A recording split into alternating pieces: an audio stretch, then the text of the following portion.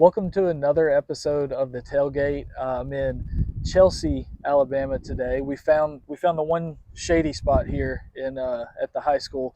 I'm with offensive coordinator Stuart, Stuart yep. Morrison.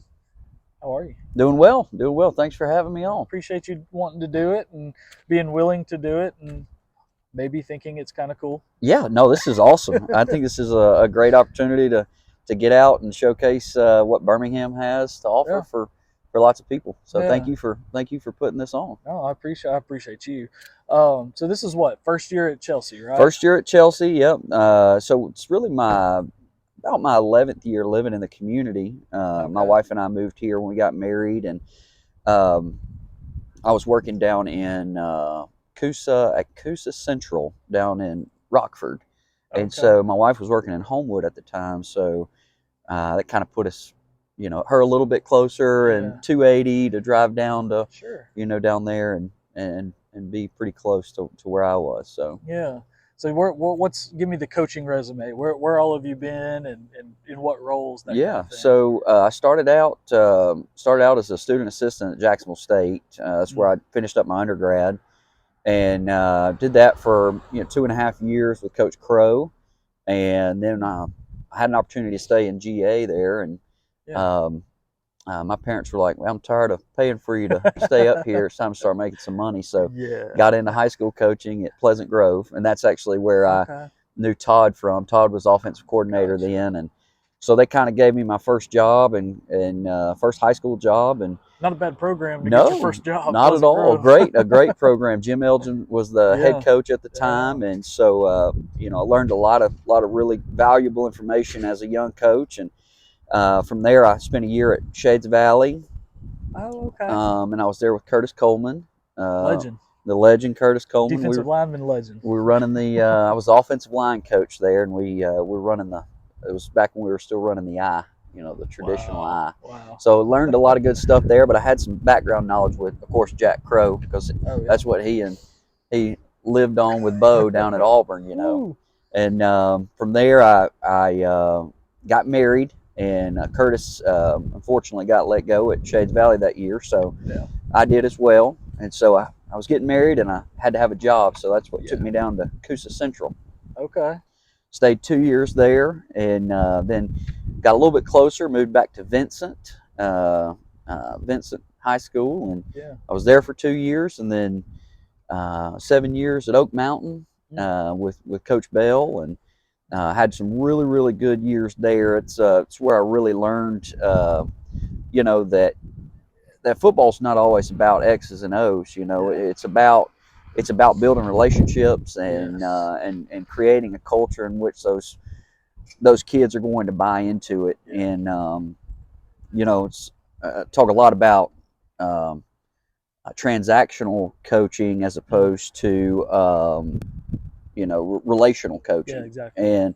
And early in my career, it was always like, well, what can these kids do, to make me a better coach or to make me look better? Sure. But when you really dive into the relationships of it, and building that with those kids, that's the most important thing about it. So, Yeah. and then this year, having the opportunity to move to what I call home as Chelsea has been great for me and my Yeah. family. So Yeah. I want to go back to Coach Bell. Like you mentioned, like the relational part. He was always one of my favorites. Like I cover 7A Region 3 Birmingham area a lot, and he was always one of my favorites in that regard, in yeah. the relational part of it. A lot of people who follow me on Twitter in the fall, they'll unfollow when December hits, and then October, or August comes back, and they'll follow again just for the high school sports Yeah. stuff. Oh yeah. I always, at the games that I go to, I always try to get some sort of photo that kind of shows that relationship Hmm. aspect. And usually when I post it on a Friday night, I will literally just post a picture and just put the word sports. Yeah. That's it. I don't know why, it's just kind of become my thing over Yeah. the Oh last yeah. 6 years. And Coach Bell showed up in a lot of those because I would always see him. If I covered Oak Mountain, it was often against like a Hoover, so Hmm. some pretty A tough big game. nights, Yeah. and I would see him often. with his arm draped around the guy Yeah. on the side. And this isn't like after the game. This isn't at halftime or between quarters. This is their plays happening. Defense is out on the field, and he's talking to a guy one on one. I saw him numerous times do that with Evan Smith. Oh yeah, absolutely. I saw him do it with, I forget who the other QB was behind Evan that would come in. Garrett something maybe, I don't remember. Garrett Murphy, he played Murphy some. Yeah, Murphy. yeah. He's graduating this year. Yeah, and it just, I could feel that from him, Hmm. that relationship aspect. So I Absolutely. just Yeah, thought that was cool. yeah. I mean, it's as much as the game is, planning and trying to do all the things that you can to take advantage of what the other team's doing or giving you. Yeah. You know, it's building those relationships and trying to make Mhm.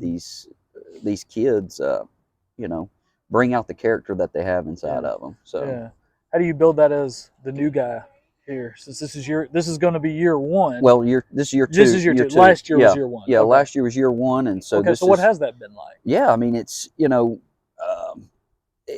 just really just trying to get in and build relationships with everyone in the school, really. Mm. I mean, if you're trying to build numbers on your team and you're Yeah. trying to foster the relationships that are already here with players that Yeah. are here, just being real with them Mm.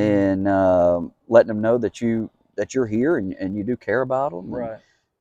that's been the rewarding thing to me is, yeah, no one wants to go 1-9 Sure. with their record, but having kids in the hallways come up to you and say, hey, Coach Mo, how's it going? I mean, like they Yeah. want to be recognized, and they want you to know who they are, and Yeah. and it's they're not always standoffish. I feel Sure. like a lot of people now with technology, it's so easy to Yeah. text as Yes. opposed to call or talk, and but Hmm. the kids here, they've been really welcoming to me, and the Yeah. faculty's been really welcoming, and like I said, I've lived in Chelsea now for 11 years, but I haven't really understood the community aspect of it besides going to church here. Sure. And so Yeah. this year has been really good for me, being a true member of the community, being in the That's right. uh, sports. My youngest, I have a 6-year-old little boy. He plays Mm. baseball, and Oh wow. so he really dove into baseball Fun. last Yeah. year, and then we're playing this year again. So Mm. just building relationships with people in the community and knowing people from church and seeing their kids come up, Yeah. it's going to be really cool. So Yeah. I'm excited to be here and spend some good time here. Yeah. So How much have you seen? I mean, I'm not over here much. I live right, out in Trussville, so this is kind of the furthest that I really go, especially like in terms of if you just think of it as a region, as a 7A region 3, that kind of thing. This is pretty much the furthest I go. How much have you seen Chelsea change in that decade plus a year? I mean, it just seems like it just keeps it's getting amazing bigger. how fast this community Yeah. is growing. They talk about this communities, this community here, this community there, and Yeah. how they're growing so rapidly. Well, I mean, this truly is a community that's just blowing up, and it really the demographic is young families. Oh yeah. There's lots of people that are moving to Chelsea, and Hmm. it's evident when you drive down 280 and you see all these new neighborhoods popping up in Right. Chelsea, and Yeah. so that aspect of it's really good. I mean, obviously we've grown enough to jump into 7A, and Yeah. um, Quickly. and so we'll be 7A next year, and with the rezoning thing from Shelby County, Hmm. we're definitely going to lose some numbers, and I think it projects for our numbers to drop back down into 6A At the next on the reclass. next Was that reclass, but December of then 24? I think is yeah, when. decent. It'll be after football season of next year. It always comes out Yeah. around Super 7 time. So, Yeah. but Chelsea's just blowing up. I mean, they built a brand new baseball field, and there's 3 additional turf fields over Wow. just behind us here off of Yeah. Highway 11, and the money that our city's pouring into uh, just improvements all Yeah. around. I mean, Yeah. it's evident we have a brand new turf field. I think us and Hmm. Bibb County are the only ones in the state who have this type of field. Hmm. So it's I'm not really knowledgeable about it, I but it's called understand. Brockfield. So it's like Okay. it's like almost like wood chips that are in it instead of those Really? black beads. Oh man, my wife hates those. I come So home from covering a game and she yeah, take the shoes yep, off shoes off before you because come those in. black things, those little pellets will end up everywhere. And you get those on you, but I think the benefit of that is with it being that almost that wood chip substance is it's not going to be as hot during the summertime, so we'll be able to get out True. there and not have to worry about our kids being beat down from that Yeah. sun, Yeah. and so I That's mean there's just interesting. lots of good things. I mean we're doing some improvements at the elementary schools in the area, and but our mayor and city council have really poured into athletics here in this past year for sure. So Yeah. Yeah. I mean, it's one of those places that continues. You just keep hearing about it. You know that it keeps on the rise in all aspects, like you talked about, from a city standpoint, from a school standpoint. And I mean, even if Chelsea does go back to 6A in 2024, when that reclassification, or 2025, yeah, reclassification happens into 2024 or whatever. I mean, it's like you said, it's blown up. So it's either rezoning or not. It's either going to be a mainstay in that, middle to back half of 7A in terms of enrollment, or right. you're going to be probably the biggest 6A Top, school in the yeah, state. yeah. I think I mean if I've looked at the numbers correctly, and I'm not privy to all of the information, Sure. but looking at it, I think we should be somewhere within the top 10 of 6A Oh next yeah. year in terms of enrollment. So Yeah. that's um, always a good thing to look at. But I feel like our kids and school wide, I mean, we've really taken on the role of being able to come out and compete. I Yeah. mean, Yeah. thinking about our season last year, we were very very competitive Yeah. with most of the teams that we played. Sure. Thompson got away from us a little bit. Hoover, the score was 10-0 at halftime, and Yeah. I mean, so depth is kind of an issue at some points, but in terms of our kids buying into Oh yeah. playing, it's That was there. I mean, yep I mean, the few times I saw y'all, I know I saw y'all last game of the year at Hewitt against Trustful, yeah, against Trustful, and I mean, that was one that I guess kind of got away. I can't remember the yeah, final, it but did, it was, I talked to Coach Cassidy after the game, and I remember this, and probably because it was one of the last games that I covered, the last regular season game. But he talked about that, about the fight the kids had all year, and you could see it. You could see it in that game. I don't remember the exact plays. yeah, You oh yeah, will, but I know y'all were in the red zone, and I don't know. There was almost like it was like y'all scored like twice, but there were penalties on both. yeah. But then you just kept going, and I think y'all ultimately did score on that drive, I think maybe. so. Yeah, towards But it the was end like, there. and ultimately that particular score in terms of the game's outcome didn't matter. Right. Yeah. But you could, I mean, standing that close, I could feel it. I could see it from those guys. There was frustration in the penalties, but they were like, we're going to score here. We've Yeah. made it this far down. We're getting in. And, that was the last game of the year for you guys. And you could just, they never stopped fighting. Yeah. And that seemed to be a theme all year for this team. Yeah. It's kind of an interesting story behind that last drive or that Yeah. last sequence of Yeah. plays. We had a senior who ended up first play of the year against Helena down the Crampton Bowl. Yeah. We run power play to the right, and the guy comes off the left side and crushes him in the backfield, Oh, and he breaks his collarbone. yeah. Okay, and so that was one of the first opportunities that we had gotten that kid back. So Oh, he wow. fought all the way through the season to get back to where he could Oh, play. He man. came back, and so we were trying so hard in that instance to try to get that kid a score, and Oh, my and gosh. and and the Just 10 weeks team later. knew it, Like, wow. and so it was really really a fun environment there Yeah. to try to get that guy across the goal Well, and line. that just So speaks to that buy-in you talked about. I yeah, mean, a lot of kids that, I mean, they didn't have to try that hard to get that guy in the game or to get him to score, but they did. yeah, That's super cool. That's to me what high school sports are all that's about. right, Is that absolutely. kind of thing. Let's talk about 7A Region 3. Oh yes, Is it sir. is it as I mean, it's a gauntlet, obviously. Everybody calls it a gauntlet. Everybody calls it the SEC West of high school football. Yeah, Does it live up? absolutely. This has been my 8th year in Yeah. 7A Region 3 with my time at Oak Mountain Right. and time here, and I will never forget when Coach Bell brought me on at Oak Mountain, and I go to the first summer practice, and I walk out there, and I'm like, my goodness, these kids are huge, because I was coming from Vincent, Yeah, and yeah. not to say that Vincent It's doesn't just a have any different big, but level. it's a different Yeah. level. And then the intensity and the way that those kids paid attention to detail and the discipline that they had, Shoot. I was like, this is awesome. And then let me tell you what happened. Then we played a 7A Region 3 opponent. Yeah. And I was like, holy cow, these kids are even bigger than our kids at Yeah. Oak Mountain. Yeah. And so,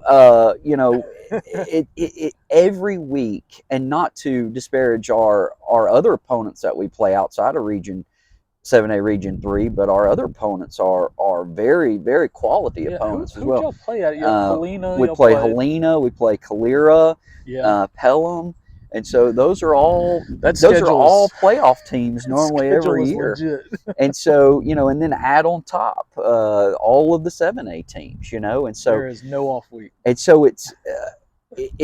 it brings out the best in coaches. I've always said this: the probably I think Region 1 and Region 2 of Class 7A are probably more athletic, Okay. Sure. but I think the coaching and the discipline in 7A Region 3 Mm.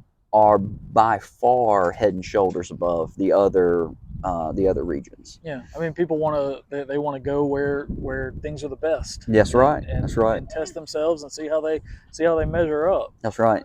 Yeah. Man, what was the who's been the toughest opponent? Like I guess last year. I mean, Thompson won it all again. Who was tougher to game, or who was the toughest for you to game plan for? Was it that Hoover defense that was so good?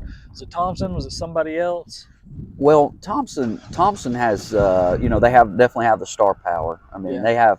they had Peter Woods, they had Tony Mitchell, and Yeah. there's countless other people on that defense that I am not able to recall all their names, Sure. but they're just incredible players, and their coaches are so good. And I think one of the most athletic defenses that we played was that of Coach Waldrop's Hoover Bucks.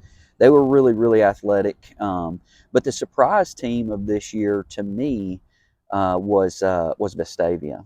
Yeah. Now, Coach Evans was. with the Vestavia teams of the past few years, Mm-hmm. when I was at Oak Mountain, we kind of lined up and challenged them. We ran the Yeah. ball at them, and we were able to have some success on the ground there. But just what they did in a year's time and how they brought their team back. I mean, they were within a possession of beating Thompson in the playoffs there. And I mean, they've really, really done a great job, and hats off to them, because I mean, those kids are hungry. I mean, Vestavia's been out of they had been out of the playoffs for several years, and that's traditionally a 7A playoff team. Yeah, I mean, So Coach Evans really came in there and flipped the script. I mean, he's a fiery, intense guy, he is. and I Yeah. mean, just to get it going back in the right direction that quickly. I mean, I remember all of us, you know, pundit types talking about the playoffs, and you're almost like filling out a bracket in a way, Right. like Yeah. March Oh, Madness. absolutely.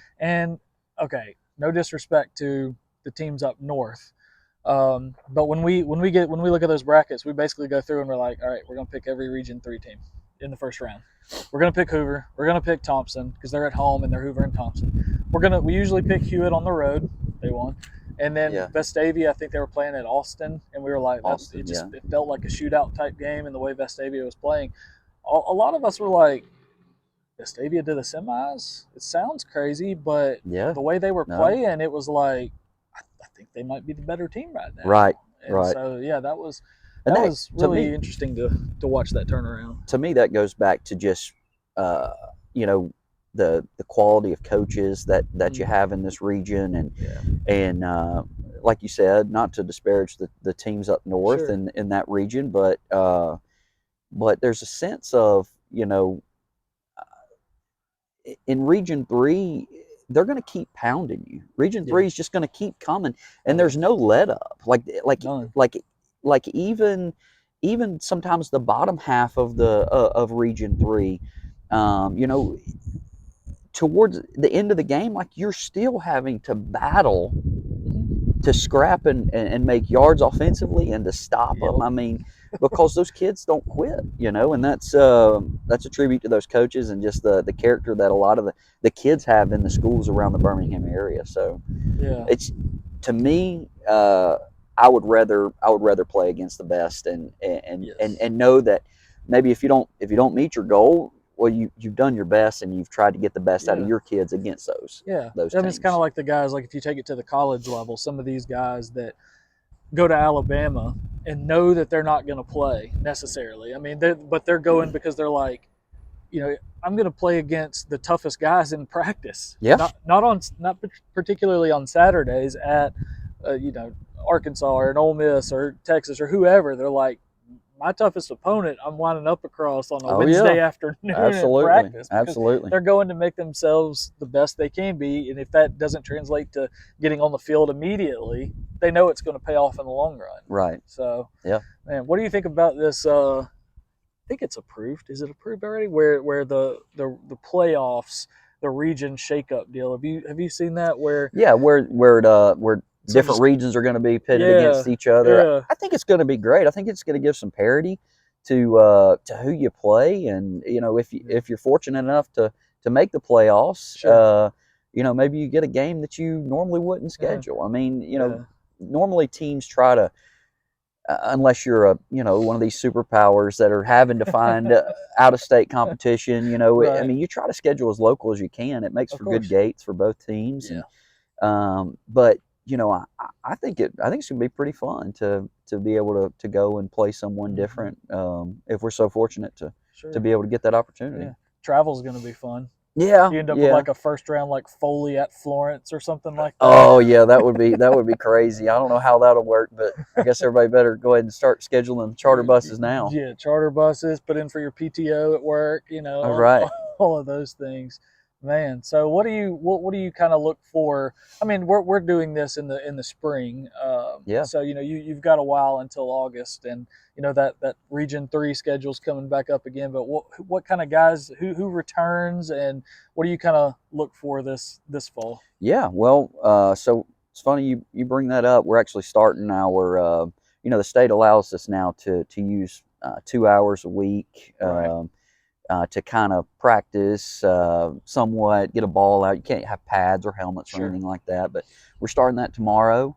Okay. So we're going to get a good look at some of our kids, and some of the kids that are coming up from our middle school will be with us, and so but talking about returners, the focal point of our team, and everybody knows it. I mean, I personally think we had one of the best backs in our region You did. and state, and Emerson Russell. I Yeah. mean, you look at him in terms of stature, and you're like, golly, how's that guy do it? But he Yeah. is just incredibly shifty.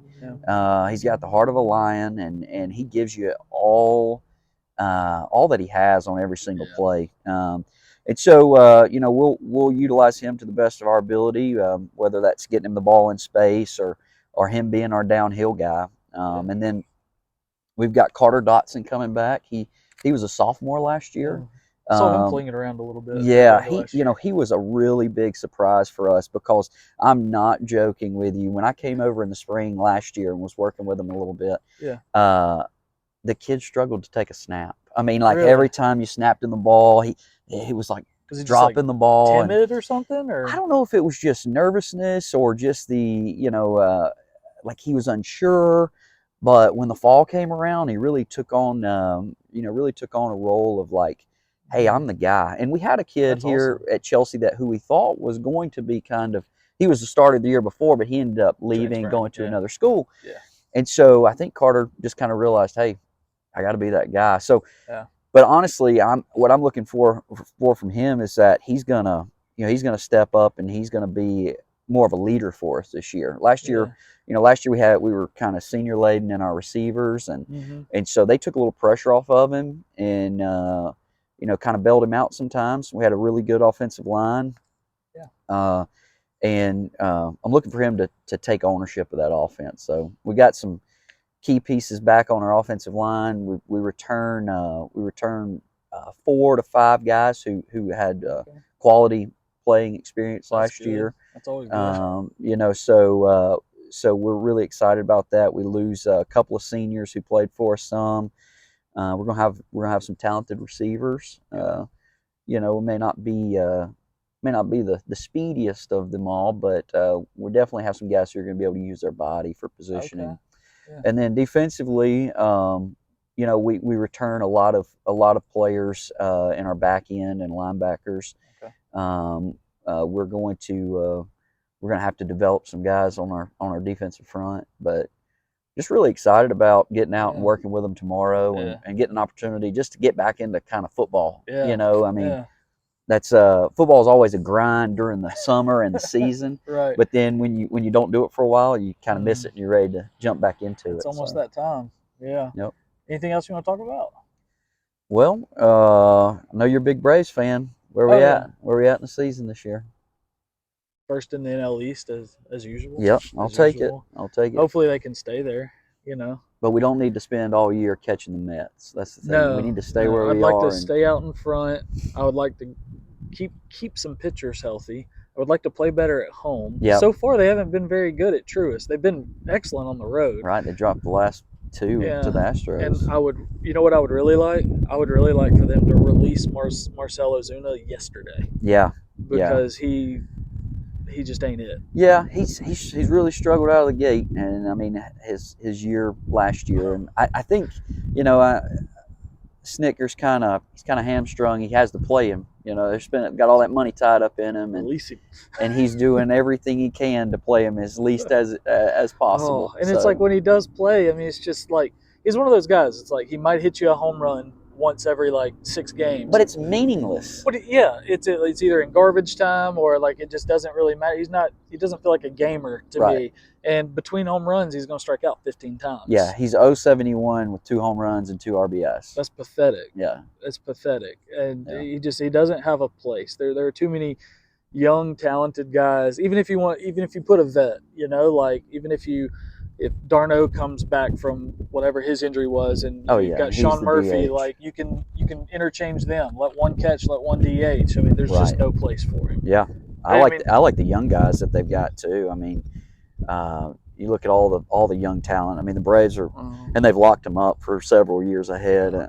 Yeah. Alex Anthopoulos He's a wizard. he is. He truly is. I mean, there's been decisions you've seen over the years where you're like, why did we do that? Wait, you did what? And then a year later, you're like, Turns it out. was genius. It was genius. You know, like a lot of people, you know, ask me and have their own opinions about how the Freddie Freeman stuff went down, and like, I was sad just from the emotional connection standpoint because he grew up through the Braves. Oh yeah. But if you know, it's a business, right? Right. And so if you look at it strictly from a business standpoint, and you take Freeman where he's at and Olsen where he's at, you compare what you were going to have to give him, what you did give Olsen, all that. It's like you basically got Freddie Freeman again, only like 3 or 4 years younger and cheaper. Yeah. And so I'm like, you remove the emotion from it, and it's perfect. Right. Yeah, and he's always a guy, you know, you could back into his career, you could always sign him for a year and let him DH. That's what I talked to Jeff Malden, the Hewitt baseball coach, because he's a big Dodgers guy. Yeah. And that's what I said to him, is I was like, you know, when you're done with Freddie in 6-7 years, whatever, hopefully no World Series for you, I was like, maybe he finishes out that contract, signs a 10-day with the Braves, retires a Brave, goes into the Hall as a Brave, as long as he doesn't win a World Series with the Dodgers, which I really hope he doesn't. Oh, me too.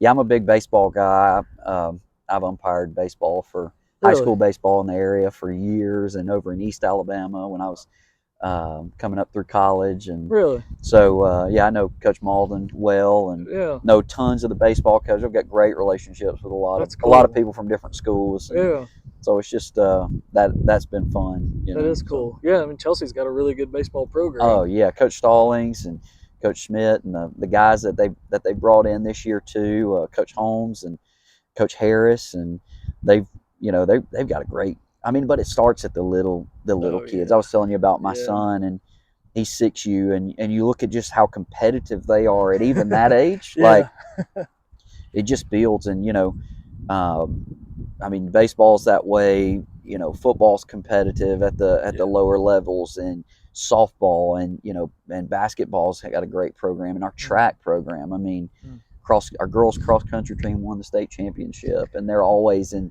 you know,